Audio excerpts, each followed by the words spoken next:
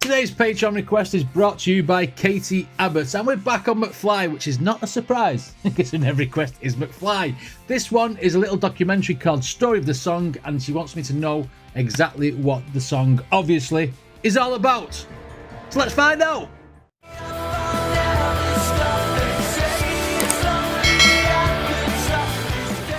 Obviously. Right, let's go. Let's see what this video is about.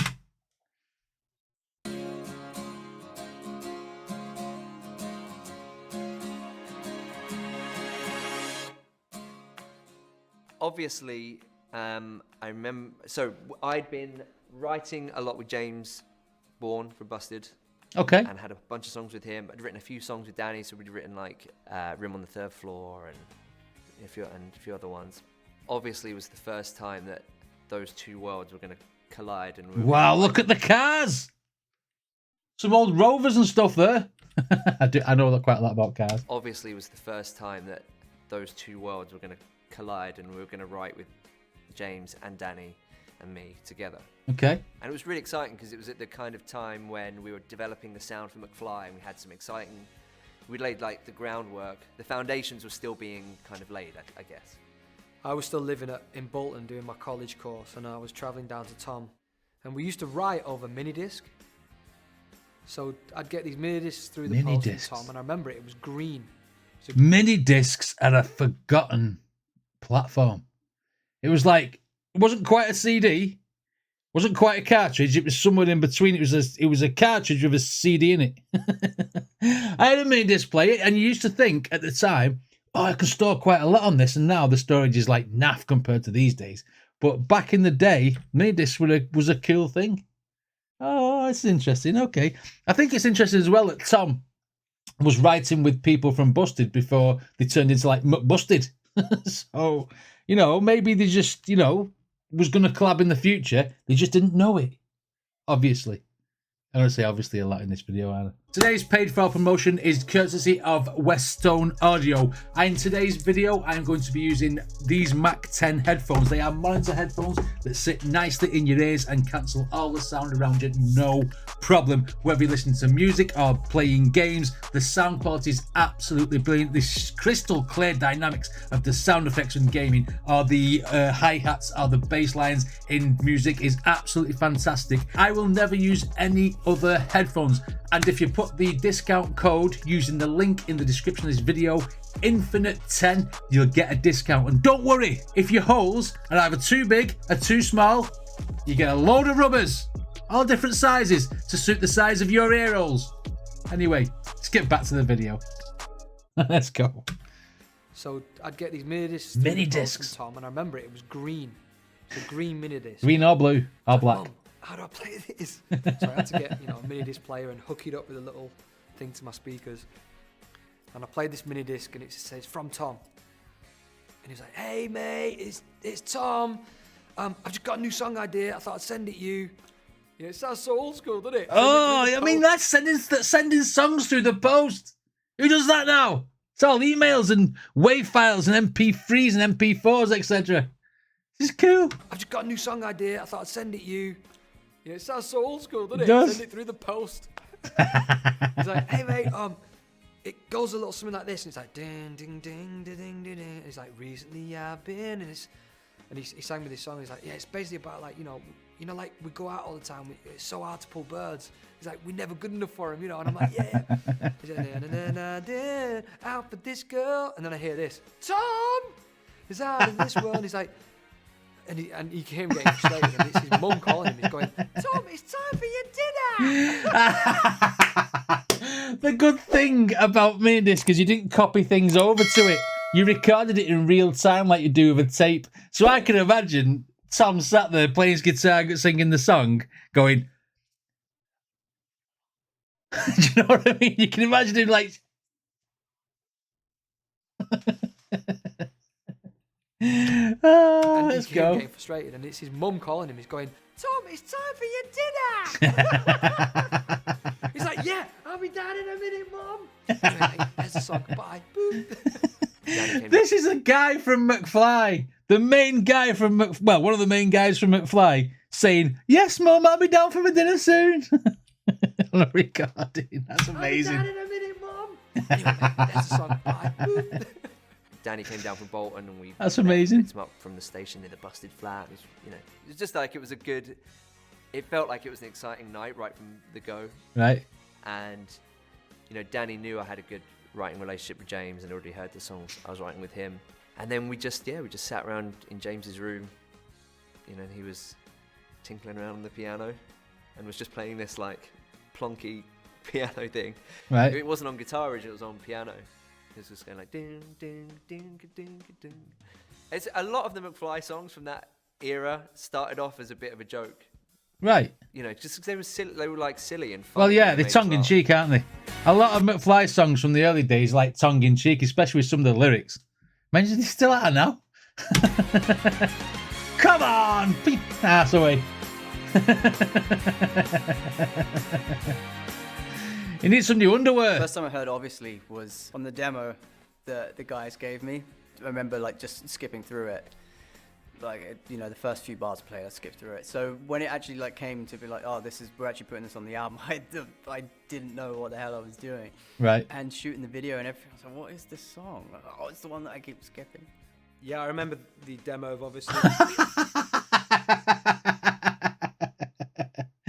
So Dougie didn't like it. Dougie was the one that he skipped through, saying, I'm not into this. And it became one of the songs that McFly were notoriously known for, with the airplay and the radio playing stuff. What is this song? Like, oh, it's the one that I keep skipping. Yeah, I remember the demo of obviously. I was never that keen on this song. Like, I Wow. preferred Room on the Third Floor and That Girl.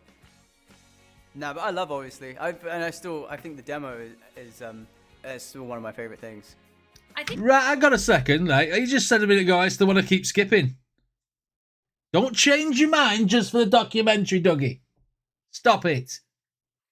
I mean, if you're not sure about something like that, you should put it out. That might be a lesson for McFly. Oh, I don't like that song. Shove it out then. Because that's what happened with obviously, and we took off. Right, okay. Sarah from Marketing and Creative from Island Records. Right, let's see what she's got to say. And I think the demo is still one of my favorite things. I think the band always thought that we just thought of them as a bunch of really young teenagers that were all about high energy pop. Right. It was always going to be bright and colourful and a bit wacky like Five Colours was. But actually from the very beginning we took McFly really seriously as a musical proposition. Right. We were thinking of them as the Beatles. I mean, people laugh when I say that, but we aim high. It seriously, like this band can go all the way. Aim they high. have a lifetime career ahead of them, and we need to show that they're not just like a bunch of kids making wacky pop music. Yeah. I'd split up with my long-term girlfriend, my high school sweetheart, who I'm now married to. This was written in a time when we weren't together. I knew he was married to someone. I didn't realise he'd split up and then gone back to her. Right, okay, High Tom. school sweetheart, who I'm now married to. This was written in a time when we weren't together. Right. And we hadn't got back together yet, and she was dating a policeman. And so this formed like the inspiration for the lyrics. And so it's like recently I've been thinking about this girl, and she's got a boyfriend. And then in the song we're like, police doesn't sing well. We make him a marine. A marine's harder. And so that was the kind of coppers aren't cool. For obviously, yeah. And we wrote it like pretty fast. A lot of the songs, when you're having fun writing songs, you tend to write them really roll quickly. off. Yeah. And a lot of the early McFly writing sessions were throwing lyrics out that you are saying them not because you are trying to write something that is like, really poignant and deep and meaningful. No. You're saying it almost to make your friends laugh. But out of those jokes come some really, like, the lyrics that end up sticking. See, there's a lot of people who don't take the lyrics on board anyway. There's a lot of people who just say, oh, that's a cool sounding song. And they sing the song and they don't have a clue what they're singing about until they make reaction channels and then find out what certain songs that they used to sing meant. And I've had my eyes opened a few times thinking, was I really singing about that? Because I didn't even think about the lyrics of this song. I just sung it in my head. Okay. But yeah, I see what he's saying. Sometimes lyrics don't matter. Look at Oasis, for instance. A lot of the lyrics are nonsensical, but people still sing all the songs back to him in the crowds. Well, he did till he split up. Let's go. From my memory, it just kind of wrote itself pretty quickly Right. and easily. Okay. Which doesn't always happen, you know. No. And they're kind of special. Those songs when you get them are really special. And yeah, then we just probably stayed up all night ordering pizza and singing it over and over again until the sun came up, as we intended to do in those. Yeah, days. to rehearse it. You know, the songs about like wanting a girl that's too good for you, and she's like, you know, she's into buff guys that work out a lot and are in the police, Marine police or Marines and stuff. And so we thought, rather than do that, like, we ended up on a golf course. Recently I've never seen the video to this. hopelessly reaching I may have to do a reaction to this video. for this girl who's out of this world. Believe me. Okay. Random to be on a golf course.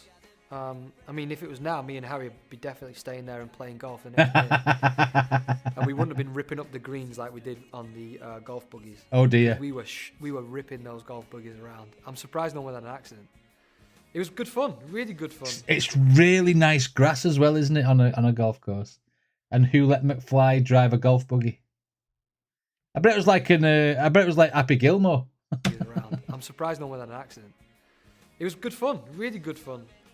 You know, this is at a time when, again, we were like, I think we'd been a little bit scarred by the first video because we just felt we wanted to do something that was a bit less colourful. Yeah. I don't know why we ended up on a golf course. Do you know, I remember it so well.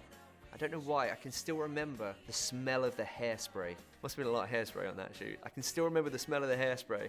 Yeah, we just basically just messed around on a golf course and drove golf buggies and did what we were told to do, you know? I do remember the band not Yeah, loving ripping it up. 5 colours in her hair because I think they found it quite juvenile and a bit over the top with the colour and the kind of... I'm not going to be able to react to this video soon because I'm seeing far too much of it. American TV show format. And so we collectively thought, it wasn't just the band or just the label, we collectively thought that obviously was an opportunity to reposition them as slightly deeper from a sonic music perspective, Right. but also on the video. And so we kind of lent a bit more into that American pop punk style, quirky storytelling. But we were definitely trying to show them to be a little bit more of age. Like the styling grew up a little bit. There was an opportunity for them to kind of like swing a golf club and sort of hanker after a mature woman in the video. And It's Stacey's mum all over again, isn't it? I'm in love with Stacey's mum. and sort of hanker after a mature woman in the video and drive around in a golf cart and just do stuff that, you know, your average young teenager wouldn't do. They were definitely coming of age, so it was a conscious decision to kind of step them up a bit. I'd never been on a golf course before. I didn't know there was like etiquette and stuff. So I remember that being kind of weird. You know, you're not allowed to look at the grass in a certain way. There's people watching. Like, just when you think that it's okay, What? you'll be like, grass, and some guy will jump out and be like, "You're disrespecting my grass." I remember messing about, like shooting the video. Is that a thing? What the hell is he done about? Has he been on something there or what? You're not allowed to look at the grass in a certain way. I'm going to go to the golf course and I'm going to stare at the grass. I'm going to put my eyes on it. Say it's not right. About and be like, "You're disrespecting my grass." Seriously? I remember messing about, like shooting the video for that. Driving some golf buggies.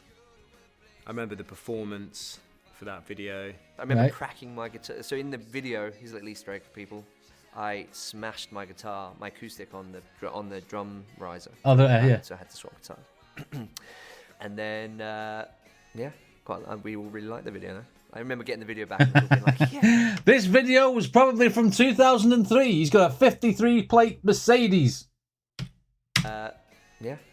We all really liked the video. Though. I remember getting the video Oh, back and guys. people being like, "Yeah, it doesn't suck."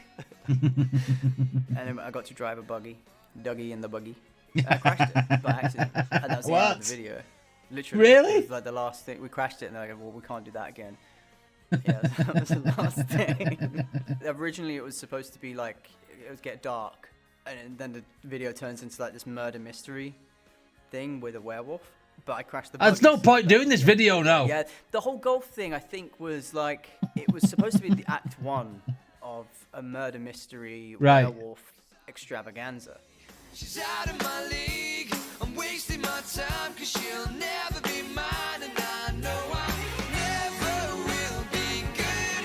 He's out of my league. Okay. But yeah, it was. I mean, everything just happened so quickly. Like, you didn't have time to think or stop. We were just every day doing something, and you just kind of went along with it. You know, it's a great song. It's like it's always there on the set list. You know, people love that song. So It's the one I knew.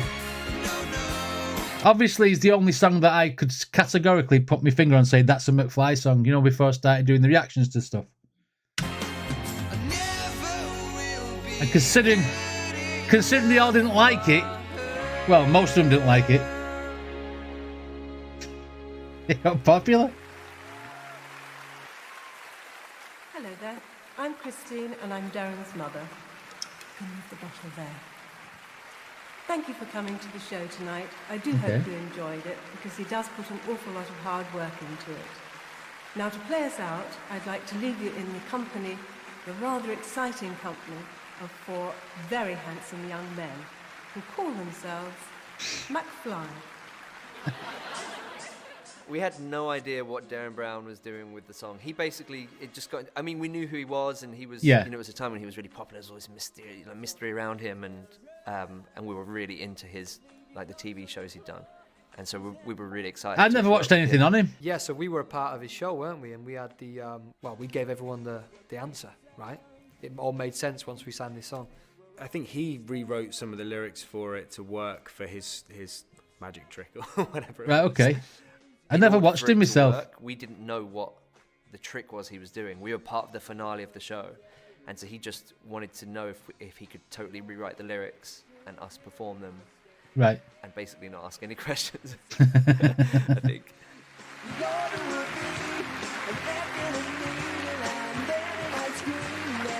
Right. What? Darren Brown's from a different realm called Akhlaqna. And what? he's a sorcerer within there, and his powers don't quite work as well in this realm. So he uses practical things to mess with people's minds. Right. And he Okay. cast a spell upon us, which made us these zombie-like beings, and got us to change the words without even knowing, in our own song, to 4,000s. And do you know what was really hard is that getting his version out of your head after. So I remember being on tour a year later and then suddenly. It's like when someone gives you misheard lyrics and it ruins the song for you. Only you've been rehearsing different lyrics, and then can you imagine being on stage and you start singing about apple juice by accident? You know what I mean? After. And the moose. So I remember being on tour a year later and then suddenly singing his version of the song. Popping into my head and trying not to sing them. But yeah, it was amazing. We went to the opening night of his show and saw it, and then obviously it all made sense. I won't keep getting spoilers. Here's some moose apple juice. Yeah, but that was good fun. Very good.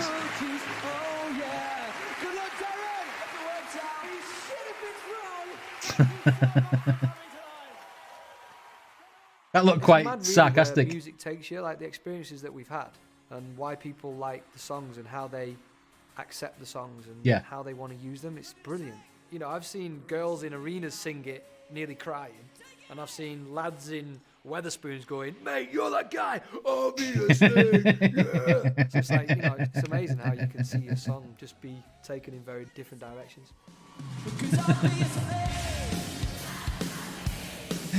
I can't picture Danny walking into Weatherspoons. You're that guy, Weatherspoon from McFly, obviously. Hey! You can imagine it, can't you? Oh, mate, fuck off.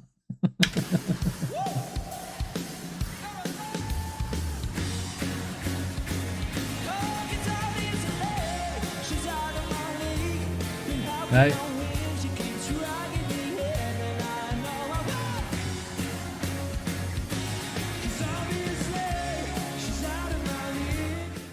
It's a lovely melodic pop record that Yeah. they don't come along in that quality very often. And yeah, it stood the test of time. I don't think they'll ever be able to play a live set and not strum that one out. Oh no, it's the big song, isn't it? It's like Oasis's Wonderwall.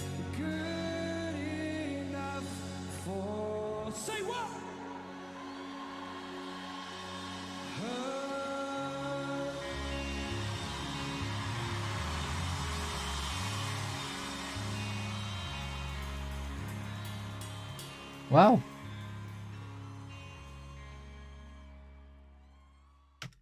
Well, that was certainly interesting. From crashing golf buggies and rewriting lyrics, and then Dougie saying he didn't like a song and then does, to people telling you that the grass can't be looked at in a certain way. I can't get my head around that bit. That is just no. If someone told me to not do something like that, I'd walk constantly with my head down, looking at it the way they didn't want it to do. I'm like, yeah. Don't look at the grass, you're disrespecting it. I'm like, yeah, okay. Not a chance. But interesting the fact that talking about sending it on mini disc, and the fact that his mum was shouting him on it because you have to record it in real time, and with mini disc, you're recording live, so you can't just like put a file on it and then say, oh, I'll edit that out. There wasn't the technology at home to do that then. You know what I mean? You have to redo it all. You know what I mean? It's quirky little look at how that song was constructed, and then how it became one of the biggest hits, and like 2 of them didn't like it. Well, Dougie in the Buggy said later on, well, about 5 seconds after he said he didn't like it, there was one he's skipping. I like that song. Don't go back on yourself. Anyway, what did you guys think of this reaction? Let me know in the comments, and if you like my videos, then please hit like and subscribe, and I shall see you all on the next video.